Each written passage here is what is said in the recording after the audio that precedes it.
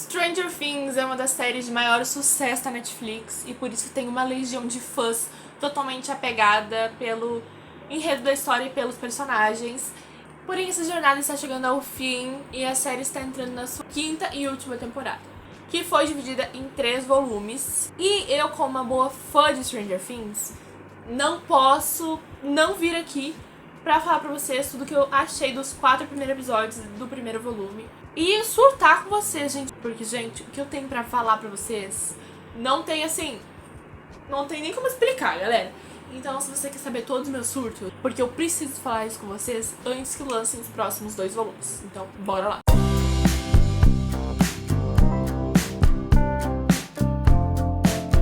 Hey meninas, hey meninos, tudo bem com vocês? Se você caiu neste vídeo aqui ou no meu canal de paraquedas, muito prazer. Eu sou a Carol por Carol e aqui no canal eu tô sempre falando de filmes, séries e o mundo do entretenimento no geral, como músicas e livros. E uma série que eu trazia bastante frequente aqui no canal, pegou bastante vídeo, é Stranger Things. Porque é uma série que eu gosto muito, me marcou e, como eu disse, eu trouxe muitos vídeos aqui no canal, então marcou o canal também. E essa quinta temporada mexe muito comigo por ser uma despedida, entende? Então eu tenho muitas coisas pra falar e eu tô muito nostálgica das outras temporadas. Eu estou muito nostálgica, estou já com saudades e eu tenho muita coisa pra falar antes de dar adeus a Stranger Things. Por isso, no vídeo de hoje eu vou falar com vocês, trouxe esse estilo de vídeo diferente, que geralmente o cenário vocês pegam mais de frente pra cá. Eu tive a ideia de fazer um vídeo mais bate-papo, onde a gente vai fazer uma vibe mais amizade, entendeu? Eu vou falar com vocês comentam aqui embaixo, falam comigo. Porque eu não queria fazer aqui só vir aqui e contar pra vocês a história. Achei que não ia ter a vibe que eu queria que tivesse. Então eu estou aqui pra ter mais uma conversa com vocês e falar todos os meus surtos. Realmente é bastante coisa que nós vamos comentar aqui. Trouxe até uma aguinha aqui, uma canequinha, pra gente poder debater todos os pontos que eu quero.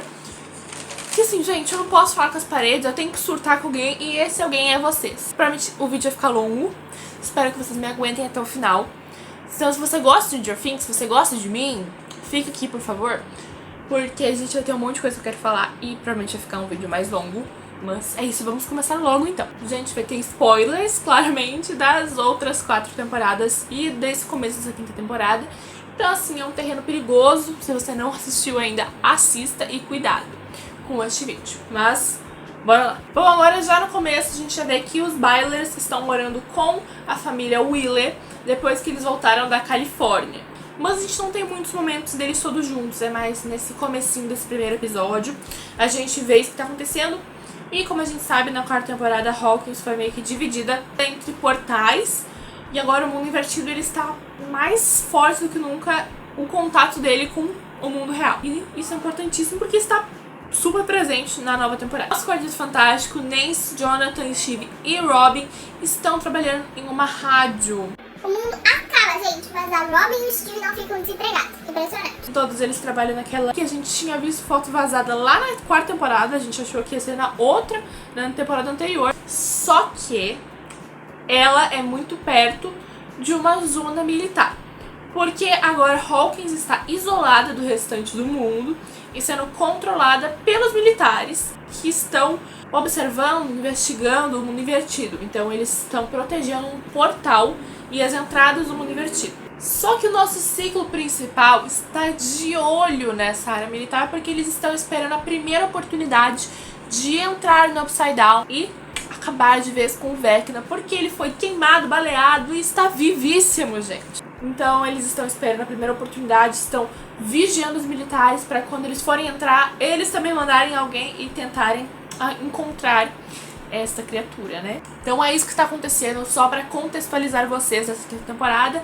E vamos começar com os meus surtos, galera. Uma coisa bastante clara, já no primeiro episódio, é que o Dustin tá tentando de todo jeito manter a memória do Ed viva e até tentando vingar ele por tudo que aconteceu, porque querendo ou não, o Ed morreu sendo taxado como vilão.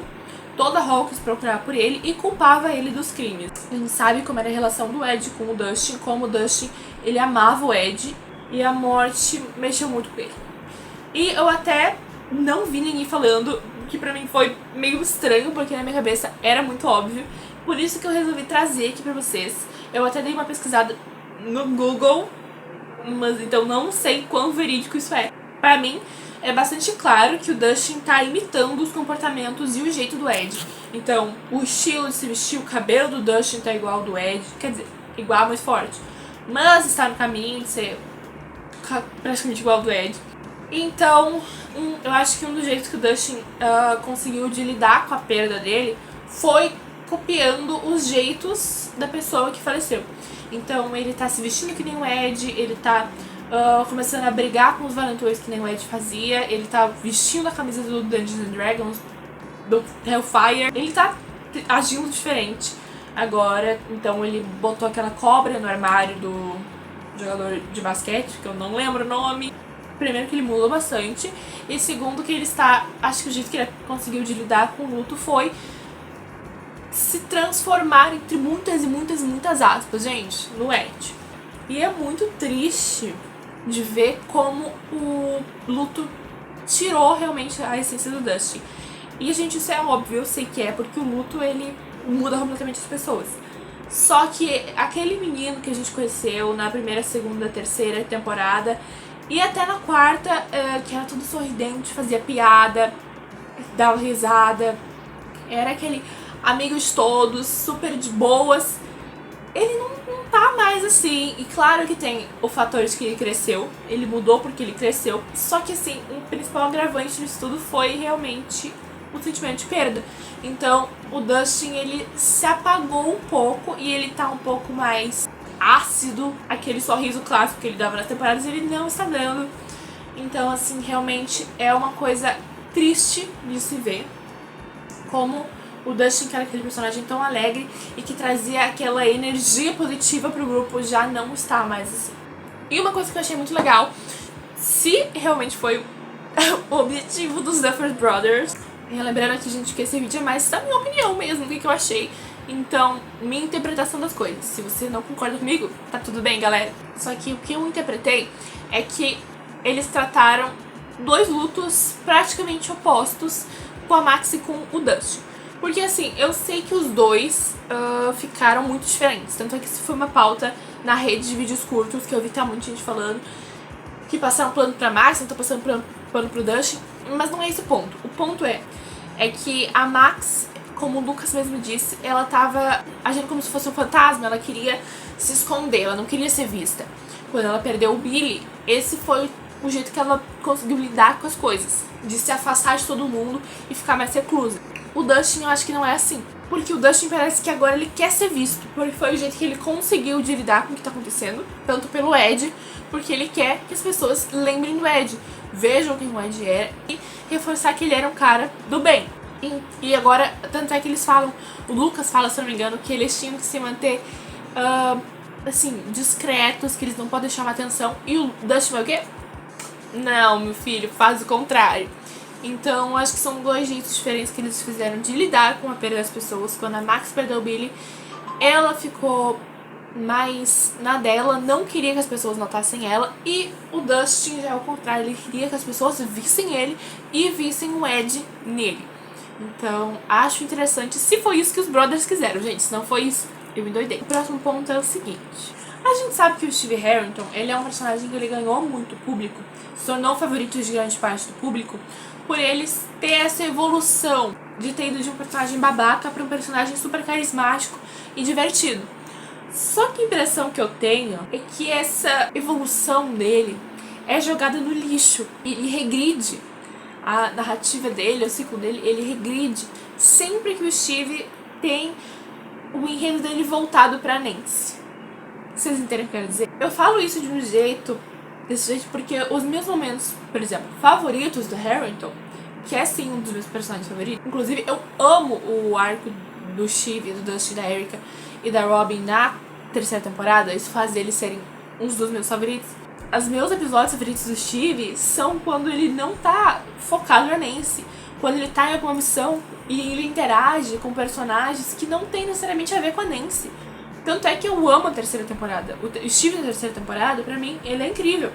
E eu sei que tem esse negócio da Robin, de que parecia que ele tava gostando da Robin e que e tem um negócio até a gente descobrir que a Robin é lésbica. Só que não é o ponto, não é o Steve gostar de alguém, até porque a narrativa do Steve não deveria se resumir a ele gostar de alguém, entende? Não deveria ser esse o foco, não deveria ser o romance. Por isso que eu tô falando que eu acho que o Steve ele tem muito mais coisa pra aprofundar. Então eu amo o Steve, gente.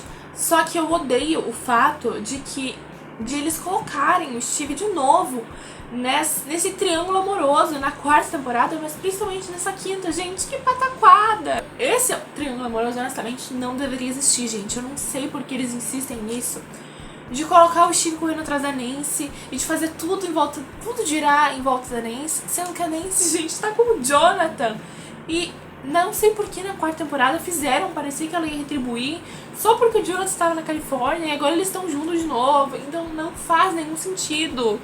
E eles resumem tudo no Steve. Nesses dois, tanto é que a dinâmica dele com a Robin é muito legal. A dinâmica dele com o Dustin, com as crianças, é muito legal. Competindo pela Nancy, como se ela já não estivesse no relacionamento com o Jonathan. Não faz sentido nenhum, vocês entendem o que eu quero dizer? Então eu acho que ia ser muito mais legal se eles desenvolvessem o Steve em arcos que não tivessem necessariamente a ver com romance. O Steve ele era mais legal na terceira temporada, no meu ponto de vista, porque ele estava focado na interação com outros personagens. E a trama dele, o arco dele, era outro que não era romance, entende? Então eu acho que se fosse pra pôr um romance pro Steve, se eles queriam tanto que o Steve tivesse um romance, que colocassem ele com outro par romântico, que nem a Robin colocaram com a Vicky. Que nem eles colocaram a Vicky, introduziram a Vicky na história, podiam introduzir um personagem pro Steve, não precisavam colocar ele de novo nesse triângulo amoroso que não vai pra frente, não muda, gente. Desde a primeira temporada, a Nancy tá num romance com o Jonathan. Mesmo que ela tenha namorado o Steve no meio, não sei o que, a gente sabe que depois que ela conheceu o Jonathan, ela se apaixonou por ele. Isso não vai mudar um estalo na quinta temporada, entende? O Steve realmente, um dos meus personagens favoritos, inclusive, está no meu pôster, se eu não me engano. Cadê? Aqui, Steve Harrington está no meu pôster de personagens. Só que eu não vou negar, gente, o Steve ele fica chato quando ele reduz a tentar conquistar a Nancy. Eu amo quando ele interage com o Dustin e é muito mais legal quando ele é realmente a babá das crianças do que quando ele tá apaixonadinho pela Nancy. Não sei. Amo o Steve. Um dos meus personagens favoritos, mas queria ele em outros arcos. É uma coisa que a gente levezinha, como a Holly cresceu, a irmãzinha do Mike. Gente, me senti velha, me senti idosa. Que aquela menina pequenininha da primeira temporada, gente, tá praticamente uma adolescente já, ela tá gigante. Tô me sentindo uma tia. E a informação importantíssima que a gente tem que ressaltar pro restante da temporada é que agora a gente sabe, né, que o Will voltou para a mente coletiva. Ou seja, ele está ali na mente do Demogorgon com o Devorador de Mentes, com o Vecna, ele tá ali no meio. E assim, quando eles estão bolando todo o plano de ir lá com os militares, de tentar entrar no mundo invertido e o plano de pegar o Vecna, quando eu vi na floresta o Dustin, o Will, o Lucas e o Mike, gente, me bateu uma saudade deles. Porque, tipo, eu não sei porquê, mas me deu muito a vibe de primeira e segunda temporada, sabe? Eu sei que na terceira e na quarta eles são amigos, estão ali, sabe? Mas eu não sei.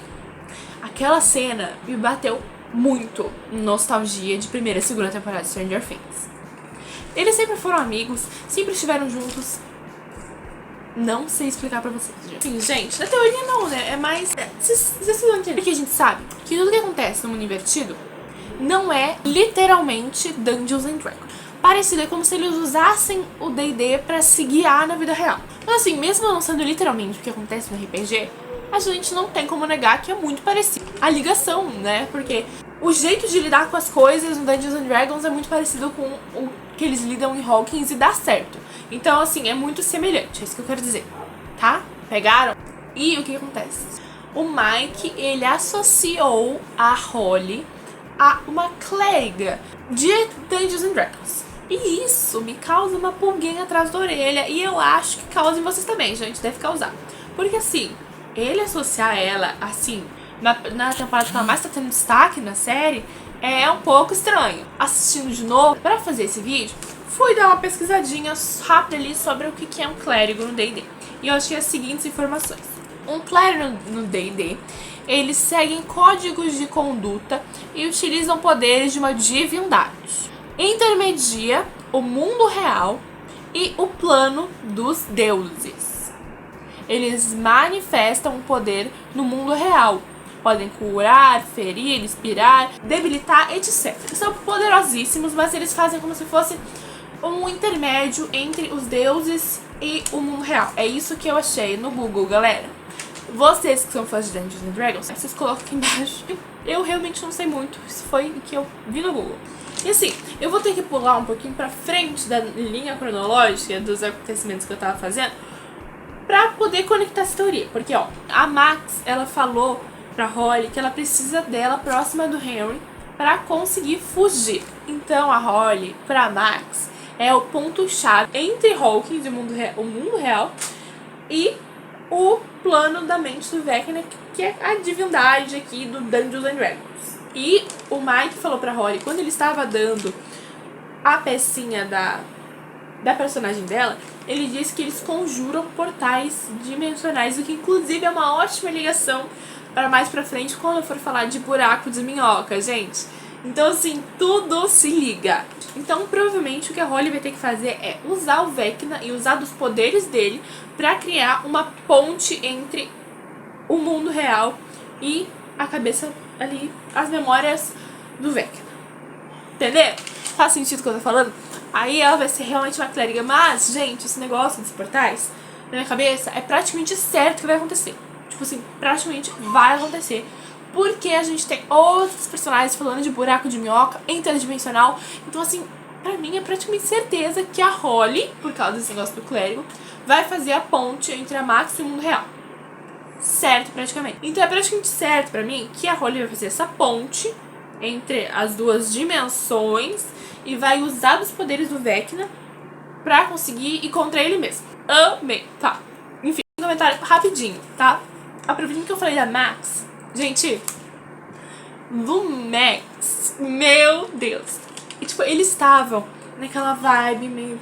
Eles não estavam ali na vibe na quarta temporada, porque a Max estava no período de luto dela, o Lucas estava com o pessoal do basquete, e assim, mas gente, essa temporada, olha, a menina tá em coma, e eles conseguem ser um dos melhores casais mesmo assim, gente, para!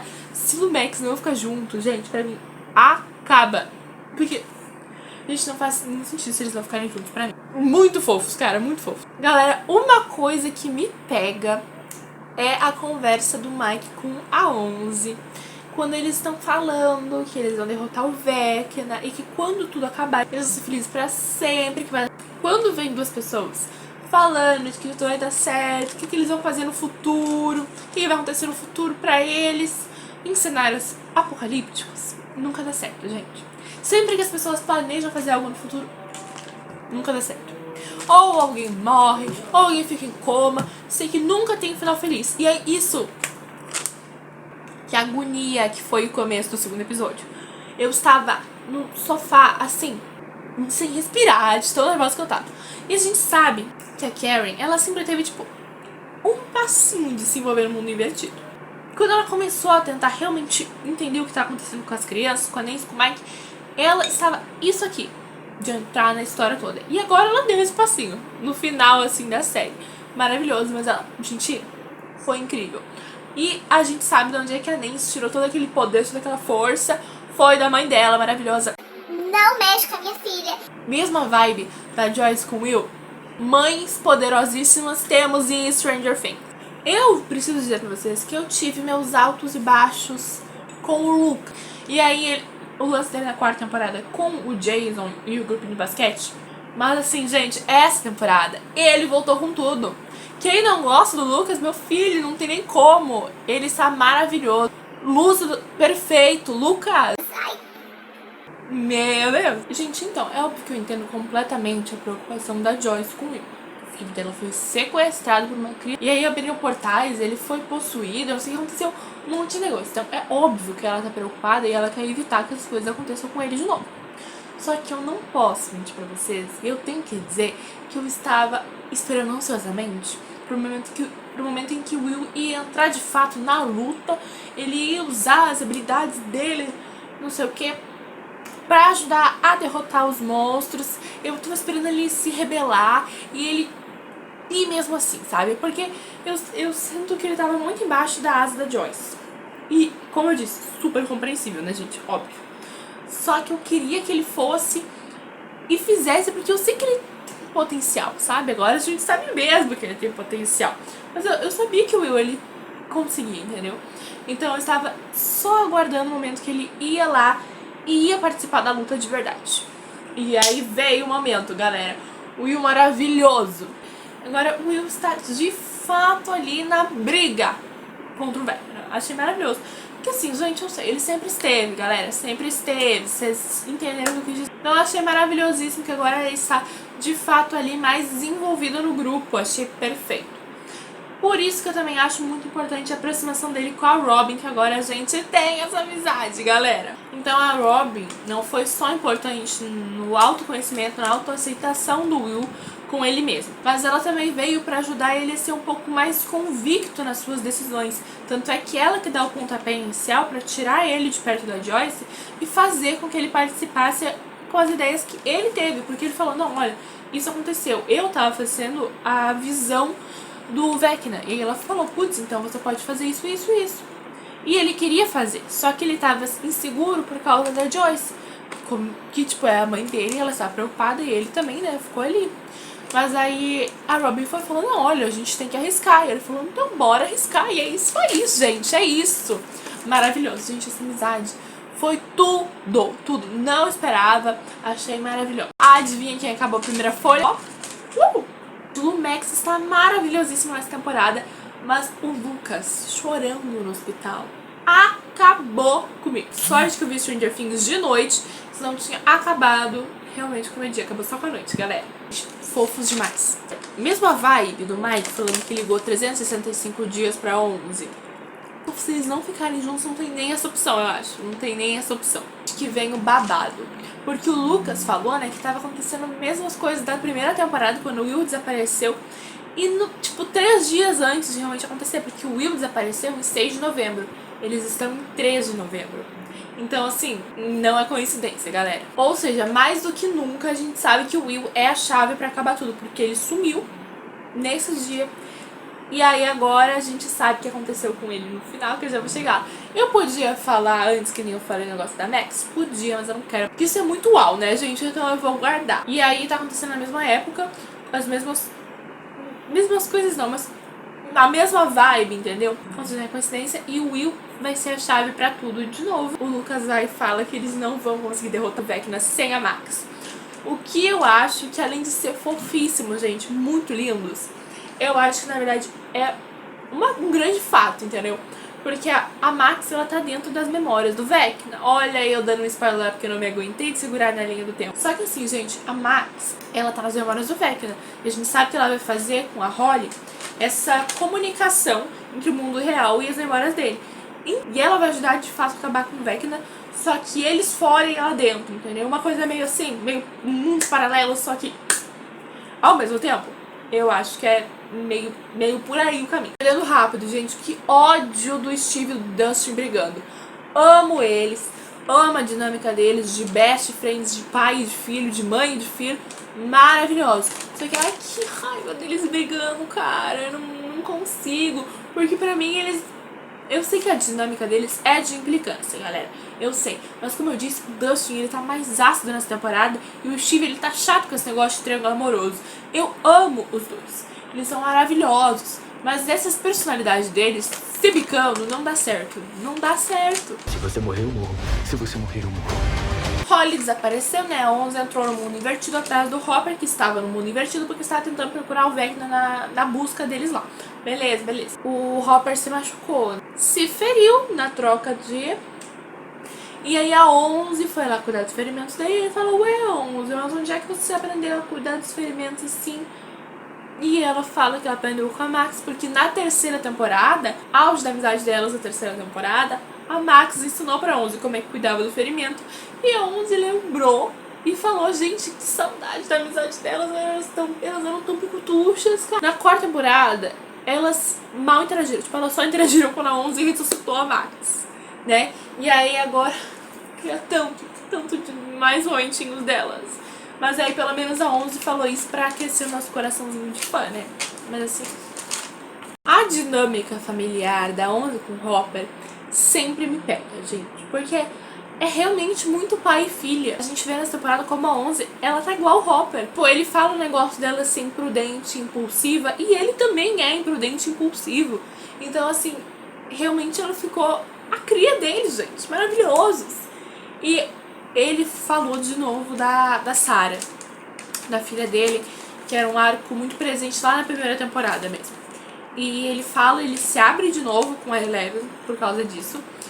Ele se abre de novo com a história sobre ela ser muito corajosa. E eu não sei, isso me pega muito. Ele fala de novo desse assunto, porque a morte da Sarah é uma coisa que sempre vai acompanhar o Hopper.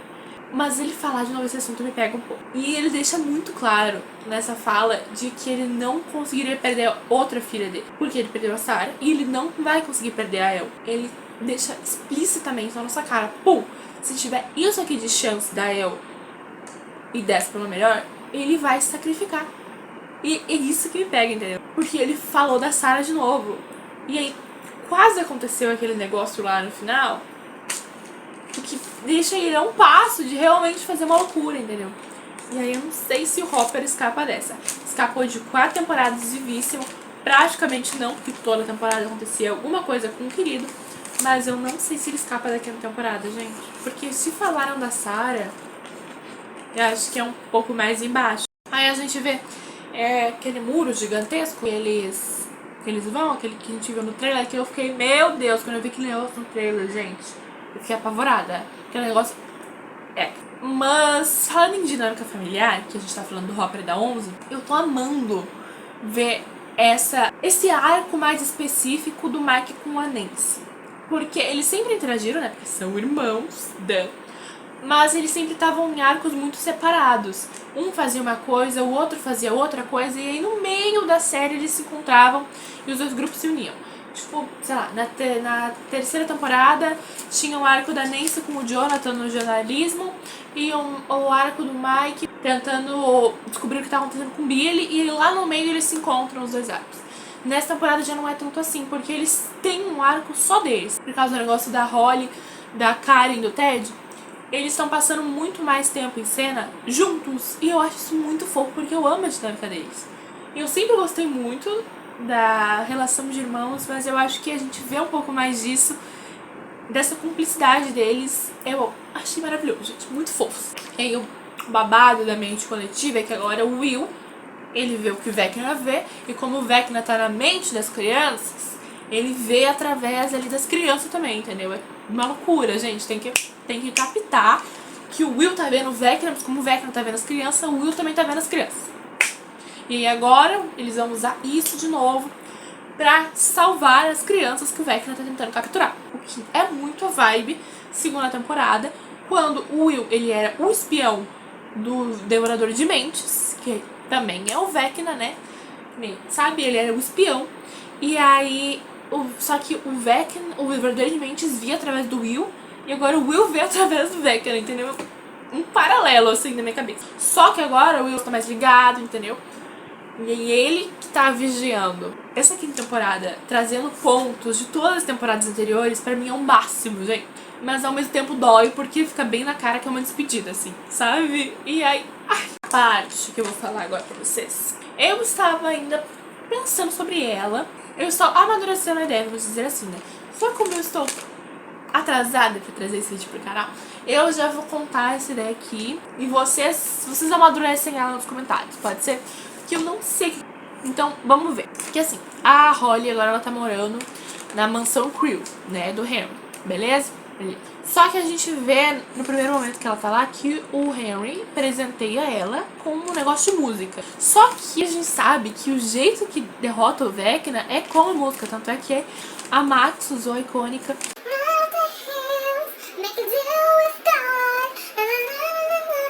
icônica, gente, maravilhosa. E ela usou a música pra fugir do Vecna.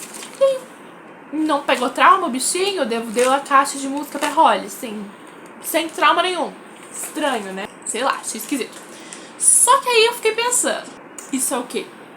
Será que foi um deboche do Harry? Ou será que é um plano dele? Vocês vão ter que me acompanhar. Mas eu acho que pode ser um jeito dele dizer que a música não é mais suficiente pra derrotar ele. Só que assim, eu fico pensando, essa é a parte que eu fico meio assim, gente, da teoria. Que eu pensei assim, a Max fugia do Vecna porque ela ouvia a música no mundo real. Mas se a Holly tá ouvindo a música dentro da mente do Vecna, será que ela não tá sendo mais aprisionada pela música? Gente, eu não sei. Não sei, foi uma coisa que veio na minha cabeça. Não decidi o que eu acho dessa minha teoria meio maluca ainda. Não faz sentido o Vecna dar uma arma pra Holly pra ela conseguir fugir de lá. A menos que ele queira que ela fuja, entendeu? Se ele imagina que, ele não é burro, né, gente? Ele fez todo aquele negócio pra entregar de bandeja, assim, pra uma criança de 8 anos. Se ele, sabe que pode haver a mínima chance dela se encontrar com a Max, porque ele falou, não vai pra floresta, gente. Gente, que criança que obedece, gente. Aí, não vai pra floresta. Ela foi pra floresta. Ele sabia que existia essa possibilidade dela ir pra floresta e encontrar com a Max. E a Max não ia contar pra bonita que, a música me salvou, não sei o quê. E a Holly com um negócio de música lá. Não faz sentido nenhum. Então, assim, às vezes a música é um artefato do Henry pra prender ela lá. Sei lá, gente, sei lá. Tô amadurecendo a ideia. Só pra citar aqui, pra não deixar, porque é um ponto importantíssimo que eu acho que é interessante, é que a Eleven agora ela tem a kryptonita dela, né? Ela tem aquele som com uma frequência muito específica que deixa ela com dor e fraca, né? A gente tem a kryptonita da Eleven. Só que, se a kryptonita afeta a Eleven, a kryptonita deve afetar todos com superpoderes. Ia dizer já quem era, mas eu não vou dizer ainda. Nós temos pessoas aí que será que vão ser afetadas também? Só que será que na verdade pode derrotar o Vecna com a kryptonita? Porque talvez ela pense assim, me afetou. Vai afetar o 01. Se me afetou, vai afetar ele. Vou me sacrificar, mas eu vou com ele. Será que não vai uma vibe assim? Se ela consegue destruir ele com aquela porcaria daquele... Talvez ela consiga destruir ele, mas aí ela vai junto com ele. Porque ela também sofre daquele negócio. Não? Não sei. A gente vê o reencontro do povo lá na rádio. O Mike, o Dustin e o Luca. E aí o Dustin não quer contar pra eles que ele se envolveu numa briga. E por isso que ele tá tudo machucado e não foi na procura lá do Demogorgon. Só que o Steve, ele sabe. Porque o Dustin não contou pro Steve também que ele se envolveu numa briga. Mas o Steve sabe. Porque o Steve também se metia em briga. Tal pai, tal filho. E aí o Steve, ele olha meio assim pro Dustin. Tipo, não, meu filho. Mas o Dustin não quer contar. Isso vai ser de um problema mais tarde. Não, que o Dustin não contou pra ninguém, que ele foi atacado. Só o Steve sabe, porque o Steve sacou, entendeu? Aí o babado do negócio do Will, que ele era um espião, não sei o que, é que a gente sabe que o Vecna tá dentro da mente das pessoas. Das crianças que ele vai... O que acontece no Will na segunda temporada é que a gente sabe que o Will, ele fica meio estranho, meio das ideias, né? Então o Will, ele é controlado de fato. Só que nessa temporada, o Vecna, ele tá na mente das pessoas, mas ele não de fato controla elas, entendeu? Porque ele dá uma manipulada, ele manipula, mas ele não controla. Porque o Derek, por exemplo, ele tá com o Vecna, o espião, sei lá, tem uma personalidade meio duvidosa, mas é ele não é controlado, entendeu? Mas o Will era na segunda temporada, que fez o Vecna mudar de ideia agora. Que o Will, ele era mais difícil de controlar, o Will era mais complicado. Pois é, o Will é maravilhoso, incrível, perfeito. Eu queria chegar nessa parte, porque é a parte que complementa a teoria do negócio da Holly e da Max. Que não é uma teoria, eu tô falando fato que provavelmente vão se ligar no final, mas enfim. Gente, nossa maravilhosa Erika Sinclair, diva maravilhosa, perfeita. Gente, eu tava surtando, pensando, cadê a Erika, gente? A Erika está numa aula, e aí ela tá numa aula sobre buraco de minhoca. E nas palavras da Erika, que agora virou a nerd, o feitiço virou contra o feiticeiro, ela fala nas seguintes palavras sobre o buraco negro. Ele permite que a matéria viaje entre galáxias ou dimensões. Aí eu fui dar uma olhadinha sobre o buraco de minhoca, que eu não entendo já muito sobre o assunto. E aí eu vi que eles são tipo túneis. Túneis no espaço-tempo. Mr. Clark, eu acho que é o nome do professor, ele fala que os são muito instáveis. E assim, eles dão close na cara dele quando ele fala isso. E que assim, ó, se destrói com isso aqui, um estalo, entendeu? E a gente vê em outro momento Murray, outro divo incompreendido que está esquecidíssimo nessa temporada, está só fazendo o pombo correio de suprimentos. Ele fala que o Demogorgon é uma criatura interdimensional.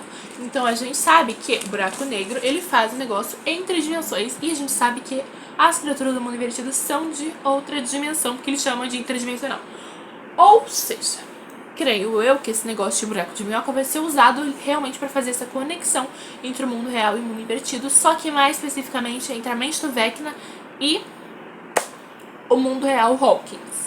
Entende? Só que esse negócio deles falarem muito explicitamente que é uma coisa instável e que, tipo, ele pode se autodestruir com muita facilidade, creio eu que vai ser muito arriscado eles fazerem essa ligação entre os dois mundos, que provavelmente vai ser a Holly que vai fazer, por causa que ela é a clériga, e a clériga é que faz a relação entre os espaço-tempos, porque ela tem esse poder de viajar que nem negócio de Camazor, ou seja, ela vai fazer, mas eles sabem. Só que eu não sei se o clérigo é quem faz a viagem, porque ele conjura, né? Ele vai conjurar ali o portal, mas eu não sei se é ele quem atravessa. Ela vai criar o portal e a maneira de fazer um negócio ali entre os espaço-tempos, mas não necessariamente eu acho que vai ser ela que vai ir.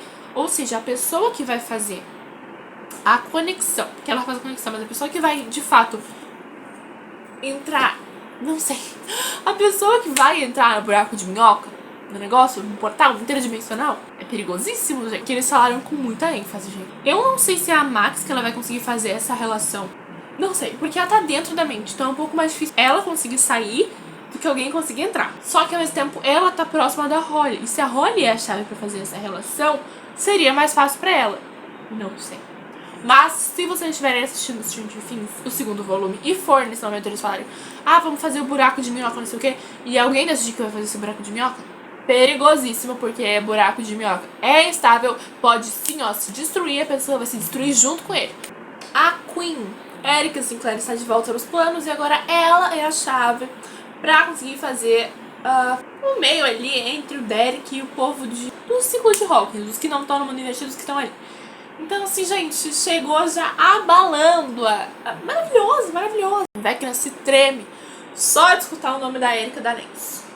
Detalhe, nunca viu a Erika, mas assim, só a presença dela já. Gente, eles são tão maravilhosos que eu fiz mais um tópico sobre eles. Quem? Will e Robin. Eles falando do corte do Will foi o máximo pra mim. Eu sabia que tinha reconhecido esse seu cabelo de cunha. É, pois é, esse corte meio que já saiu de moda. Mas seu cabelo tá bem melhor nessa temporada, tá? Na quarta temporada tava complicado. Na quarta temporada tava um pouquinho complicado esse cabelo, porque eles estão no hospital, né? Eles estão lá procurando os sedativos do negócio da Erika pro Derek. E aí a Robin, ela entra na sala com o Will pra eles se esconderem da Vicky, né? Coitada, que a Robin ia ter que dar um bolo, né? Eu acho, inclusive, que a Vicky uma hora vai ter que entrar no negócio do Upside Down, porque ou ela descobre ou ela termina com a Robin. Eu acho que esse vídeo está ficando gigantesco. Como eu disse, eu queria mesmo fazer um bate-papo pra falar tudo que eu estou achando nessa temporada e todos os pontos que me levam a achar que futuras coisas vão acontecer nos outros 2 volumes. Duvido muito que tenha gente que tenha ficado até aqui. Se você ficou, você é guerreiro. Comenta aqui embaixo que você ficou até aqui. Agradeço muito a companhia de vocês, pra eu não ficar falando com as paredes. Aqui, já deixa o like, se inscreve e ativa o sininho.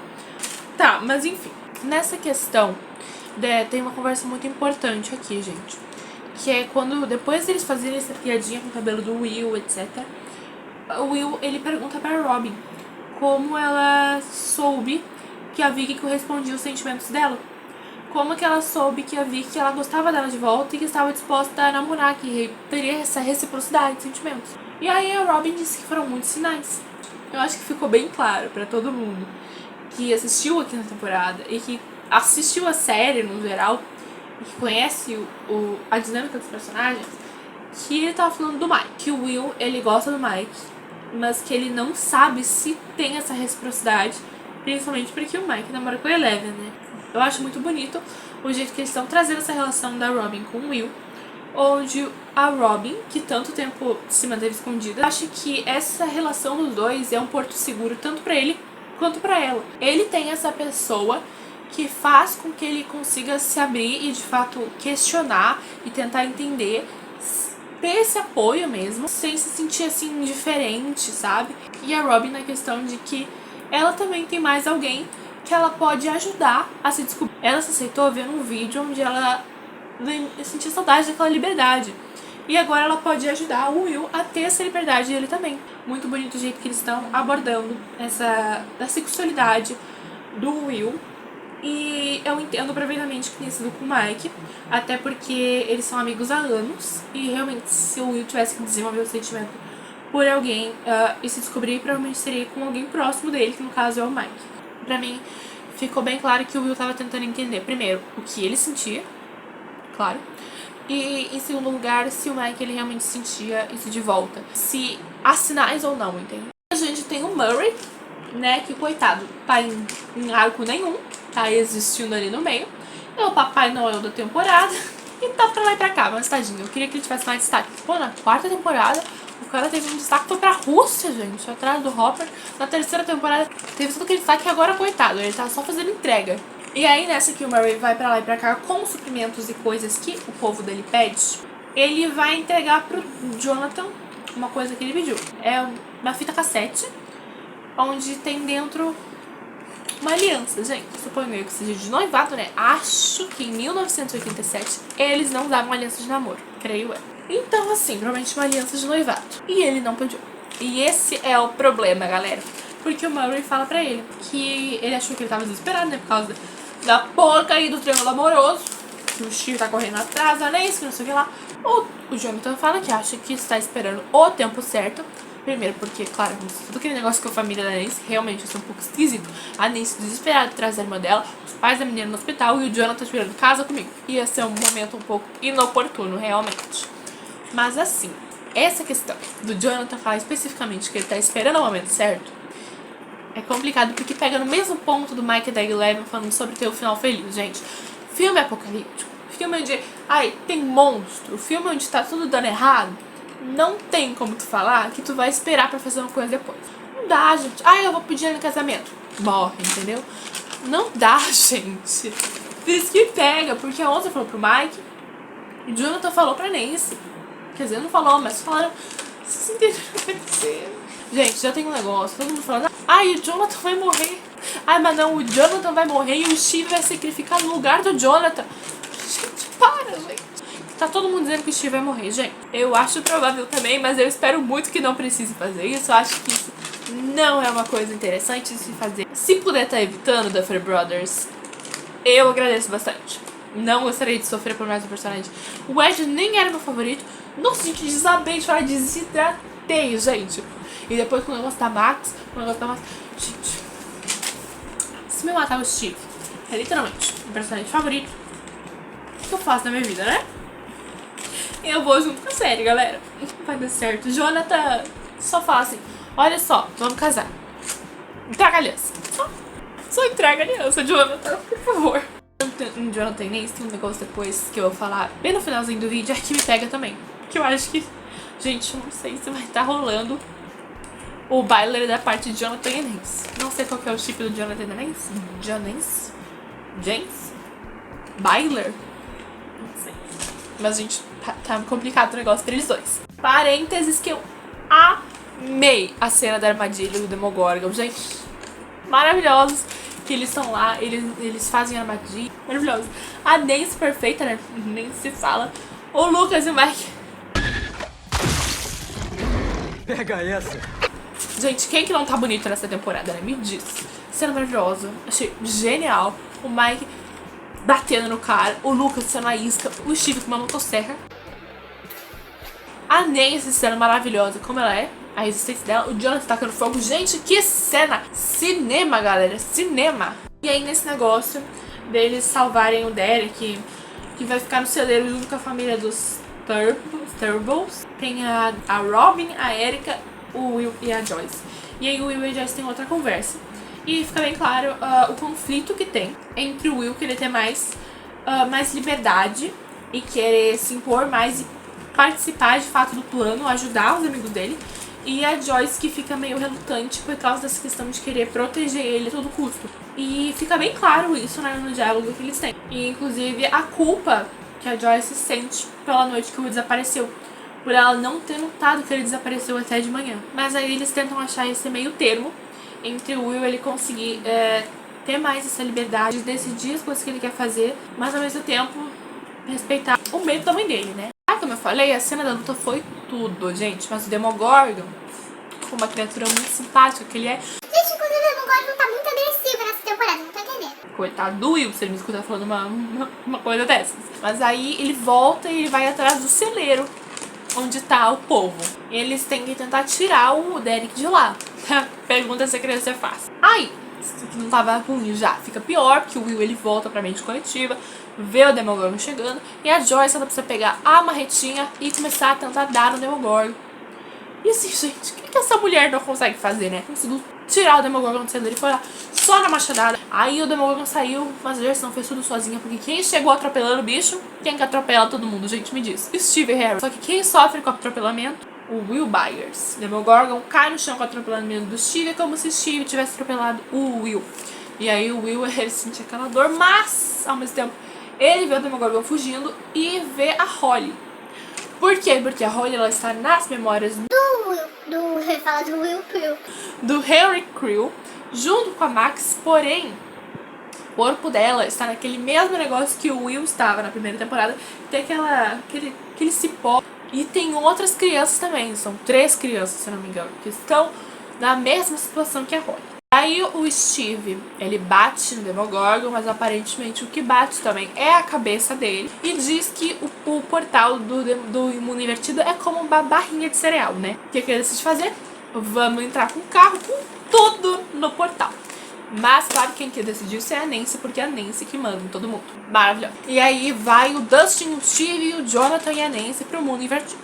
Atrás do Demogorgon, cujo eles colocaram aquele rastreador naquela luta lá. Aí depois desse acontecimento, a gente volta lá pra mente do Vecna, né? Onde tá a Max e a Holly conversando. Que a Max voltou, né? Tá vivíssima, maravilhosa. Eu falei que a Max tá vivíssima, eu não falei que a Holly entrou na porcaria da floresta, que o Henry não mandou ela não entrar, que bom que ela entrou. Aí foi lá na caverna, saiu correndo, achou que era bicho, não era Max, vivíssima, maravilhosa. Gente, a menina descabelada, com aquelas roupas, aquelas galochas, linda, maravilhosa. Quando que essa mulher não tá maravilhosa também, né? É a Max, 6 de 100. Enfim, e aí ela que mandou o bilhete pra Holly, falando pra ela entrar na floresta, porque a Holly entrou na floresta, achando que ai, coitado, tá em perigo, Vecna, gente. Aí a Max escreveu o bilhete pra chamar a Holly pra lá. E aí ela conta, a Holly pergunta, meu Deus, você é um monstro que nem eles. A Max, ela usa como carta na manga pra mostrar que realmente ela, o fato de que o Mike queria fazer um moicano, cor vermelho paixão. Eu acho realmente meio ousado, que bom que a Nancy sempre foi mais responsável, né? Aí, elas estão lá na mente do Vecna, agora elas estão numa caverna, que é a nova casa da Max. Mas a gente vai frisar de novo, porque eu acho importante, esse é um detalhe que eu acho que vai fazer bastante diferença na história. Que é que a Wheeler, ela tá presa fisicamente, que nem o Will na primeira temporada. Ela está presa fisicamente, a Max não. O corpo da Max está no hospital, a mente da Max está na mente do Vecna. Mas eu acho que isso é um detalhe importante, entendeu? Nessa questão da Holly fazer o intermédio, se a Claire, não sei o que, eu acho que o ponto é que ela está presa fisicamente, a Max não está. E a gente sabe que no caso os militares em Hawkins, eles são meio burrinhos. Eles resolvem que eles vão pegar todas as crianças, botar as crianças que estão correndo perigo, já tá ruim separado. Eles vão juntar todas no mesmo lugar pra pegar 11. Eles acham que é a 11 que tá raptando as crianças. Aí, mas como se fosse uma ótima ideia. A 11 passa por cima de vocês rapidinho, meu filho. O que é isso? E aí eles levam elas pra que bunker? Pra aquela ala militar que a gente tinha visto nos trailers que tudo tremia. Essa aí. Gente, agora que o Derek, que eu não dava nada pra essa criança, enche o saco. Gente, ele é um divo. Ele dá tudo de si agora. Porque ele faz parte do plano, gente, é o momento dele de brilhar. Ele que vai fazer o plano deles acontecer naquelas, né? Mas vai acontecer. Gente, as crianças dessa série estão com tudo. A Erika, o Derek, que maravilhosos. Socorro. Aí, voltando lá pra caverna, nas memórias de Henry Creel, a gente tem a Max contando pra Holly o que ela ficou fazendo naquele tempo que ela ficou lá, né, coitada. E aí ela conta que ela basicamente ficou circulando pelas memórias do Vecna, tentando achar um jeito de sair de lá. E aí a gente vai parar na época onde estudava a mãe do Will, a Joyce, e o pai do Steve. O Henry aparentemente estudava junto com eles. Henry foi colega da Joyce? Eis a questão. Mas aí o que a gente vê? Que o pai do Steve era um babaca. Que bom que o Steve evoluiu. Aí a gente vê que a Joyce, sempre maravilhosa, ela vai fazer uma peça de teatro. Qual que é a questão? Que a peça de teatro é no dia 6 de novembro. 30 anos depois, 6 de novembro não é um dia muito legal pra se fazer, né, Joyce? E aí o legal é que no panfleto que a Max olha pra descobrir que são uns 30 anos atrás, temos vários nomes naquele cartaz. Quem vai participar da peça é o Ted Wheeler, pai do Mike. James Hopper, eu Hopper, né? Eu entendi que é o Hopper, mas James, é James? A Karen, o Alan Manson. Alan Manson. Gente, isso é o pai do Ed, gente. É o pai ou é o tio? Não sei. Gente, nosso Ed sendo mencionado, que orgulho. E aí teve um outro nome que eu não entendi, não consegui ler, mas é Newbie. N-E-W-B-I. Quem que é, não sei. Mas eles estão lá, só que tem um outro nome, gente, um pouquinho mais embaixo. Tem o Henry Creel, né? Ele está lá também no teatro da Joyce. Agora toda essa galera conhece o Vecna também, pelo amor de Deus. Aí a gente descobre que a Max, ela ficou tipo, isso aqui, de fugir da mente do Vecna. Por quê? Porque de tanto ela rodar aquelas memórias, ela começou a ouvir a música do Run Up the Hill. Aí ela escutou aquela música, de tanto que o Lucas tocou incessantemente aquela música no hospital. Gente, muito fofos. E aí, de tanto que ele tocou aquela música, ela conseguiu, porque, né, música salva esse negócio aí. E aí ela tava vindo, ela disse que ela conseguia sentir a mão do Lucas. Ai, gente, se bonecos não forem de game, eu não sei o que eu tô fazendo da minha vida. Eu não sei o que eu tô fazendo da minha vida. Eu tava quase fugindo porque ela tá na mente dele. Porque esse bendito aparelho, que eu tocou essa música assim o tempo inteiro, justo quando a Max tava indo pra lá, gente, você acredita que o aparelho desligou a música? Não foi nem anúncio, porque não tinha anúncio naquela época. O aparelho desligou. Eu ainda acho que tem dedinho do Vecna nisso aí, gente, não é possível. O aparelho funcionou perfeitamente todo esse tempo. A Max chegou perto de sair, ele para. Com certeza tem dedinho do Vecna aí. E aí a gente vê que a Max, ela fugiu depois desse negócio aí. Que o Vecna correu atrás dela. E aí ela fugiu pra uma caverna. Numa memória que aparentemente tá com terror no 1. No 01, no barra Vecna, barra... Eu não sei o que tem com essa caverna. Mas é alguma coisa que causou muito trauma no Henry. Que pelo amor de Deus, né?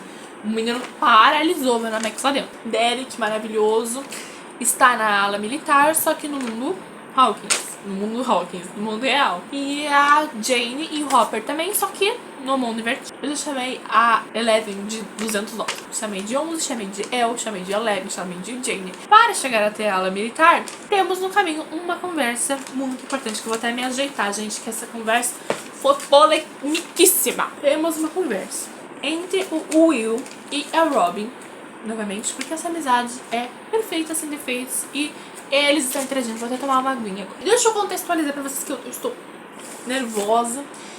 E aí eu até pulei a parte importante. Eles estavam indo pros túneis e o Will e o Mike conversaram pra trás. E o Mike tá dizendo que o Will, ele tem agora superpoderes de entrar na mente coletiva, etc. Ele era como se fosse o velho. E aí o Will claramente flertando com o Mike. E aí a Robin viu, né? Que a Robin é fofa. E ela para pra falar com ele. E ela conta pra ele aquela história clássica da Tammy Thompson, que ela contou pro Steve lá na terceira temporada. Que ela achava que a Tammy Thompson era a melhor pessoa do mundo, que ela cantava que nem um anjo, sempre na verdade ela canta que nem um Muppet. E aí o que acontece? A Robin despejou na Tammy as esperanças que ela tinha de se encontrar. A Tammy era como se fosse a personificação da liberdade pra Robin. Só que depois, a Robin vendo na garagem dela um videozinho de quando ela era criança, ela se deu conta de que a liberdade estava com ela. A chave sempre teve com a Robin. Não tava com a Tammy, tava com a Robin. E aí a Robin descobriu que ela não precisava da Tammy pra conseguir ser ela mesma. Ela encontrou um amor onde realmente ela estava apaixonada pela pessoa e não tinha esse sentimento de que a pessoa era a última esperança dela. A questão nunca foi com a Tammy desafinada. A questão sempre foi comigo mesma. Eu tava procurando respostas em outras pessoas, mas Eu tinha todas as respostas. Então, o que eu interpretei do que a Robin disse foi que tem uma pessoa com uma imagem de pessoa perfeita que você se agarra com um tipo de esperança, mas o ponto não é a pessoa a quem você tá se agarrando, mas sim você se aceitar. E aí, quando você se aceita, você encontra a pessoa certa pra você. Foi isso que eu entendi do que a Robin falou, tá? E aí, na minha visão, na minha interpretação, ela disse isso após ver o Mike e o Will conversando e o Will claramente flertando com o Mike. E quando ela viu aquilo, ela fez uma cara séria. Claro, não quero que ela olhe pra eles rindo, hahaha, não. Mas vocês entenderam o que eu quis dizer. Eu acho que se o ponto fosse o Mike, ela teria dado um sorrisinho, sei lá, alguma coisa assim. Enfim, ela não conhece os dois, eu sei disso. Ela não sabe a trajetória dos dois, eu sei disso. Mas ela entendeu o que o Will quis falar pra ela. E na minha cabeça, o que ela falou pro Will significa que ele, como conhece o Mike há muito tempo, idealizou o Mike. E vê o Mike como a pessoa com quem ele vai ser ele mesmo. Porque o Mike sempre deu essa confiança pro Will. O Mike sempre foi a pessoa com a qual o Will podia contar. E que quando o Will foi dado como Zombie Boy, continuou do lado do Will. Eu acho que o Will idealizou o Mike nessa questão de que ele poderia ser a pessoa com quem o Will pode contar tudo. E ele pode.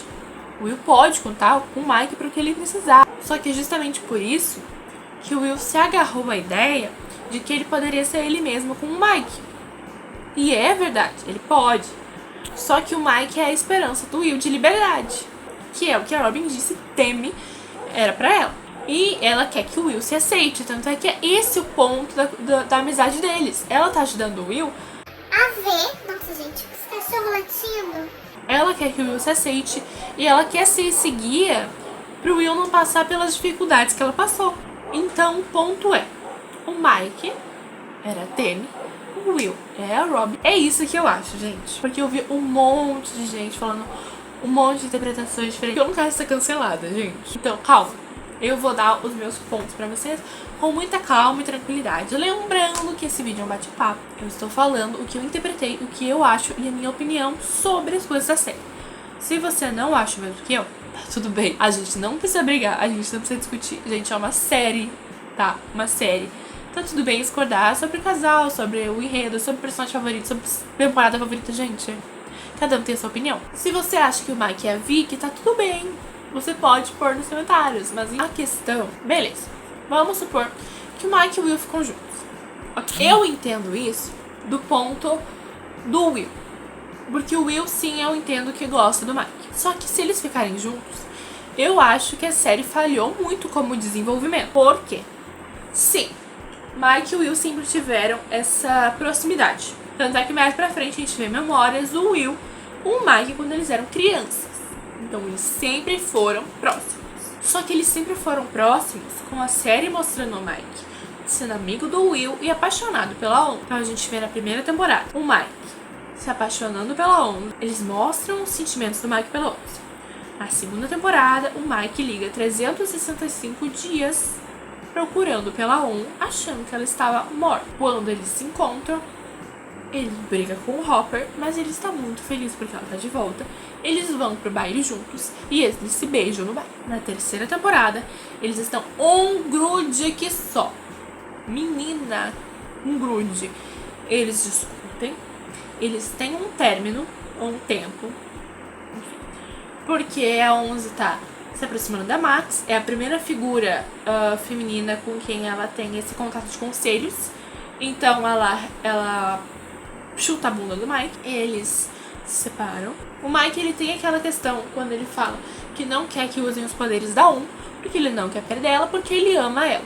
Eles voltam, vai pra quarta temporada, a Onze na Califórnia, continuam namorando, continuam mandando cartas. A Onze se sente insegura com o bloqueio emocional do Mike, porque ela sente que ele não tem tanta reciprocidade com os sentimentos dela. Ela fala pra ele, eles discutem de novo, tem um clima tenso no ar, porque o Mike não parece demonstrar tanto quanto a outra. Só que, chegando no final da temporada, o Mike resolve passar por cima dos seus problemas emocionais, Claro, a gente vê naquela casa onde o pai e a mãe estão casados por conveniência, gente, quem que não tem problema emocional, né? O Mike diz que ama a Onze. Ele dá forças pra Onze lutar contra o Vecna, finalmente se abrindo e mostrando os sentimentos dele. Quinta temporada, os 4 episódios que passaram, eles continuam juntos, eles fazem planos dos felizes pra sempre depois de derrotar o Vecna. Então, a questão é, eu acho que se fosse pro Mike e o Will ficarem juntos, tinha que ter sido na 4ª temporada. Sei lá, fizesse então que o Mike não tá correspondendo aos sentimentos da Onze porque ele descobriu que ele gosta do Will. Só que se eles tivessem feito isso, eles não teriam feito o Mike se declarar de novo pra On pela o quê? 10ª vez no final da 4ª temporada, e eles não estariam mais juntos fazendo planos pro futuro no começo da 5ª temporada. Eu não me importo se o Will e o Mike ficarem juntos. A questão é que se eles ficarem, eu acho que eles fizeram uma grande falta de desenvolvimento no que poderia ter sido desenvolvido. Porque o Will, a gente tá sabendo da sexualidade dele agora, porque ele tá sabendo com a Robin. Se eles quiserem fazer o Mike parte da comunidade, eu acho que eles tinham que ter feito um desenvolvimento melhor pra ele, assim como eles estão fazendo pro Will. O Mike tinha que ter uma conversa com alguém, ele tinha que também se aceitar. Só que já foram 4 episódios na 5ª temporada, gente, são 8. Já foi metade da 5ª temporada. E a gente não tem esse desenvolvimento da parte do Mike. A gente sabe que o Mike tem grande dificuldade de demonstrar os sentimentos dele. Fato. Isso aconteceu com a On na 4ª temporada. Isso acontece com a situação dos pais dele, onde o Mike fica um pouco menos... demonstra menos do que a Nancy. Ou seja, gente, eles construíram um casal. Temporada por temporada. 1ª, 2ª, 3ª, 4ª temporada. Com falhas, com erros, com desentendimentos e com voltas. Onde todas as vezes eles declaravam amor, diziam que se amam e voltam. Todas as vezes em 4 episódios.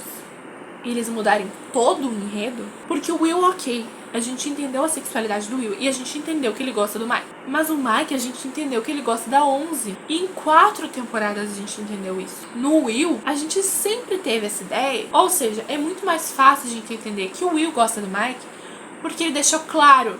E ele não teve nenhum conflito com outra pessoa ao ponto de a gente pensar, mas será que ele não gosta daquela pessoa? Já com o Mike, a gente tem essa coisa de que a gente acredita que ele gosta da Onze. Ou seja, se for pra Bailey ficar junto. Eles teriam que ter dado muito mais foco pra sexualidade do Mike.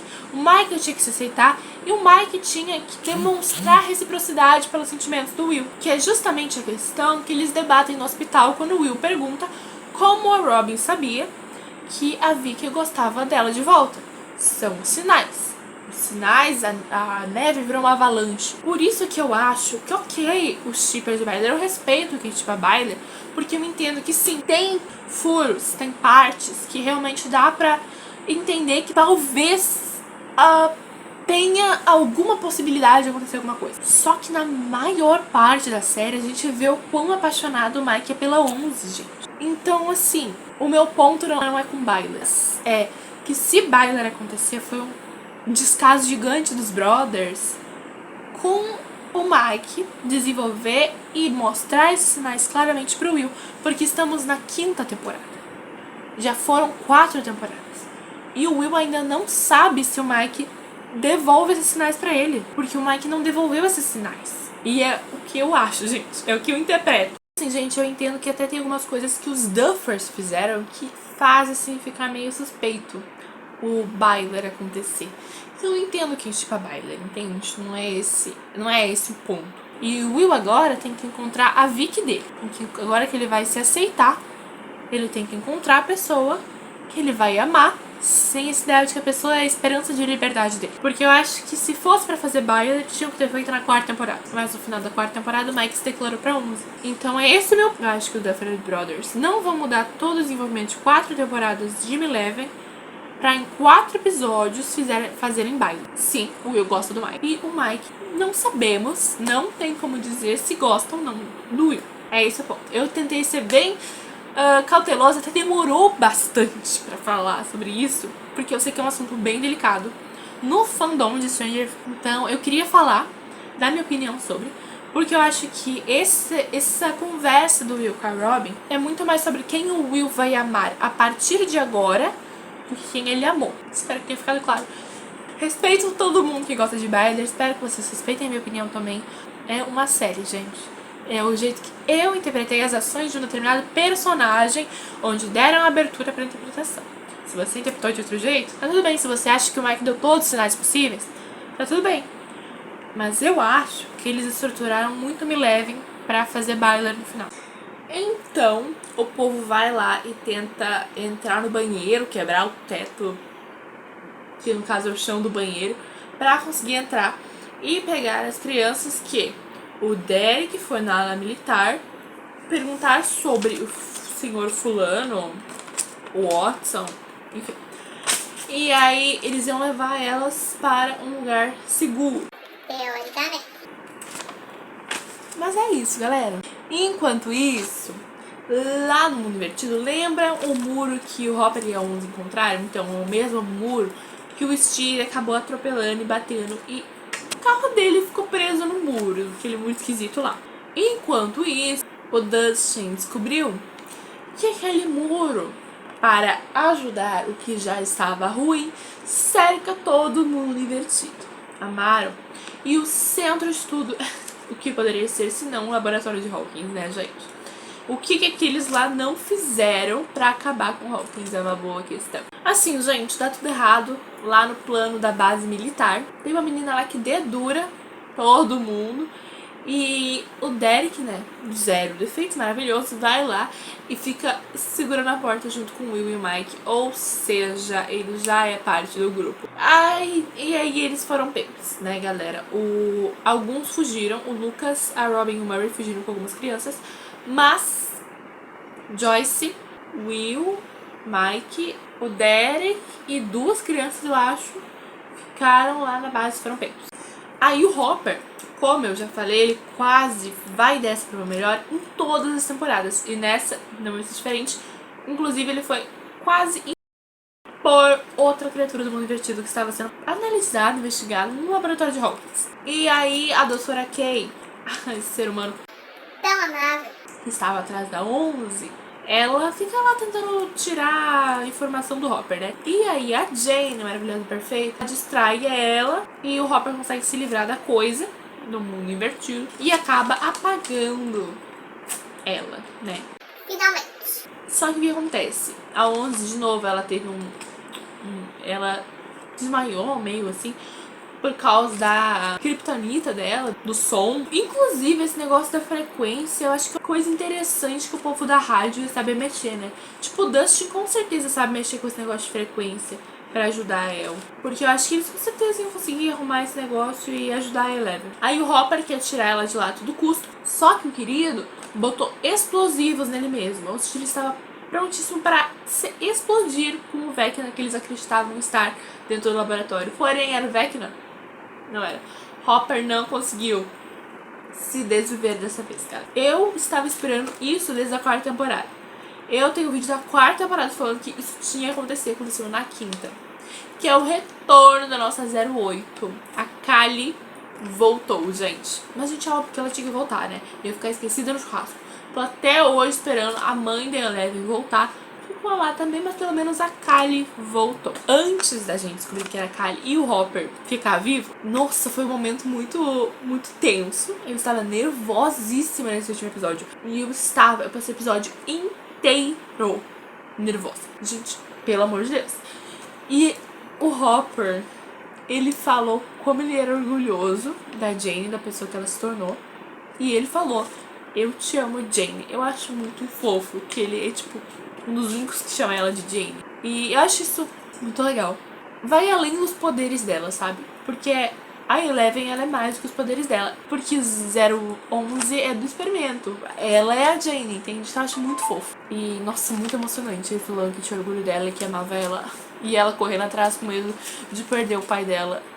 É de acabar com qualquer um, né, galera? Antes dele abrir a porta onde estava a Kali, ele lembrou de novo da morte da Sarah. Assim, a gente sabe que a morte da Sarah sempre vai ser uma coisa assim na vida do Hopper. Obviamente, a gente era filha dele, claro. Só que eu tô com medo deles estarem retomando tanto isso nessa temporada. Eles falam isso com muita frequência.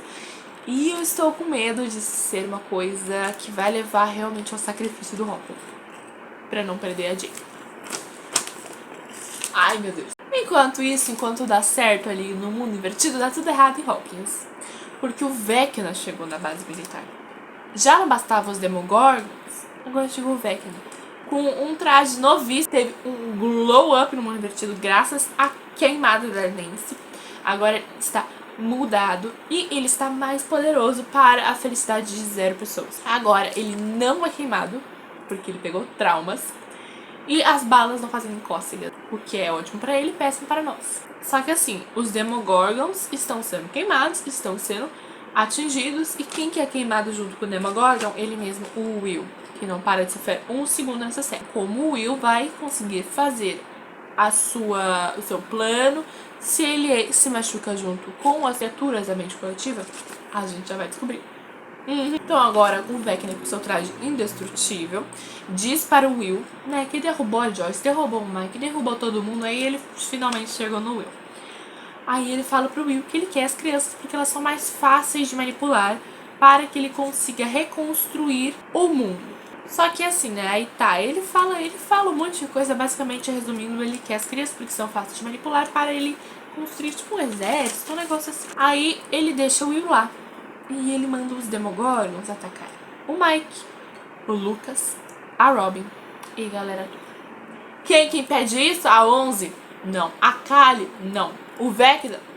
Não, né? Mas o que isso todos têm em comum? Poderes. Mas sabe quem também tem poderes agora? O Will Byers.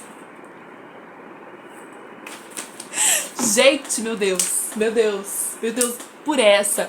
Não tinha um ser humano que esperava.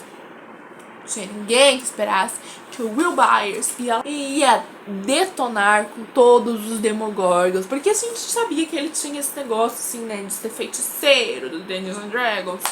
E aí, tem um negócio de conexão. Mas agora que ele ia conseguir controlar os Demogorgons estilo Vecna, ninguém esperava. Como o Mike disse, ele realmente é tipo Vecna. Só que ele não quer destruir o mundo, ele quer salvar o mundo. Então assim, gente, é de igual pra igual agora. Lavadeira explode. Gente, socorro.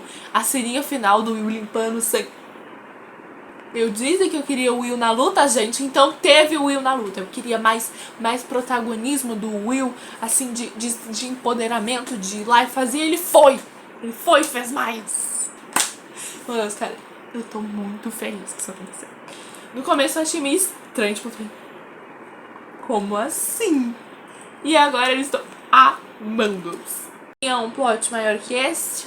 Duvido muito. E assim acaba o volume 1 da 5ª temporada e última temporada de Stranger Things. Faltam 2 volumes.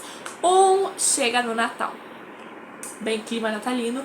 O Vecna sendo derrotado de presente de Natal, eu acho o básico, né, gente? O básico. Peço de novo que deixem um like se vocês chegaram até aqui. Guerreiros vocês.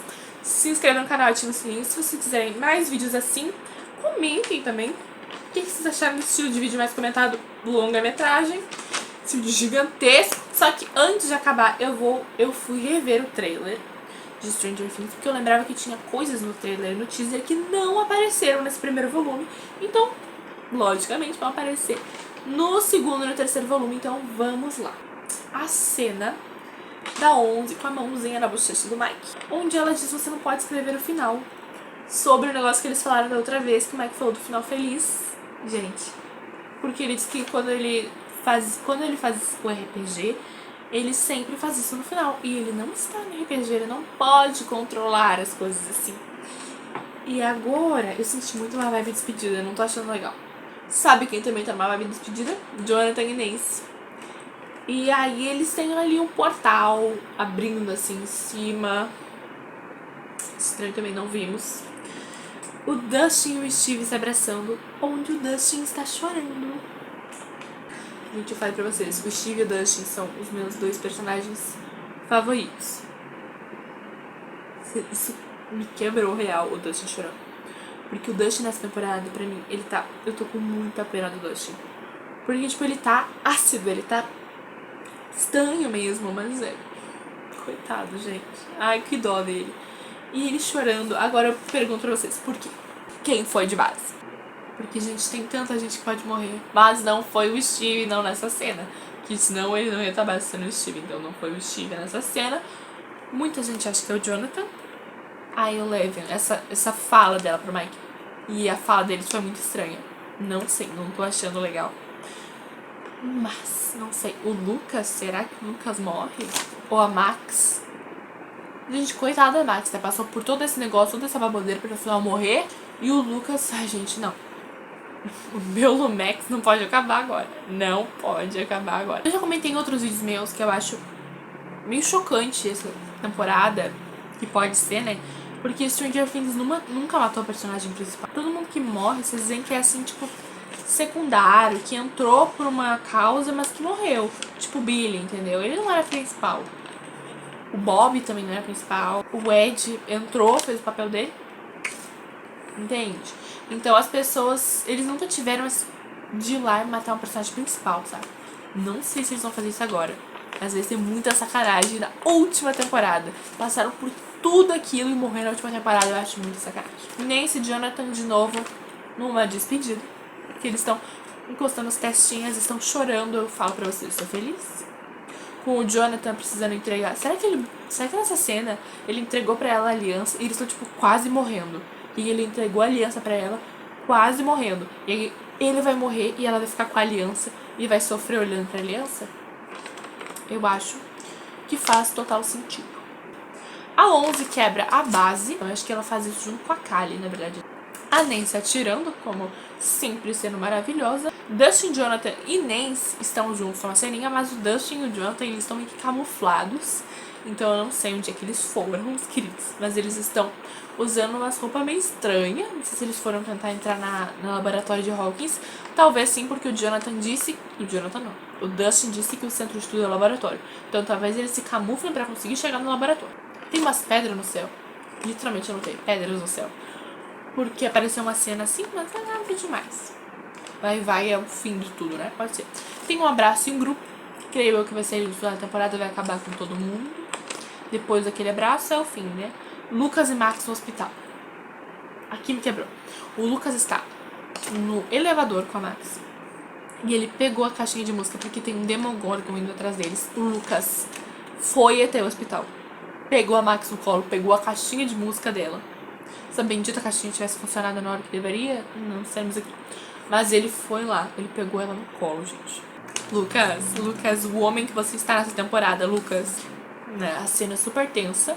E eu aqui. Ele pegou a caixinha de música dela, eles estão no elevador. Óbvio que a porta vai fechar. Ou alguém vai matar o Demogorgon. Não vão morrer no elevador. Me recuso. Dustin, Steve, Nancy e Jonathan estão na rádio.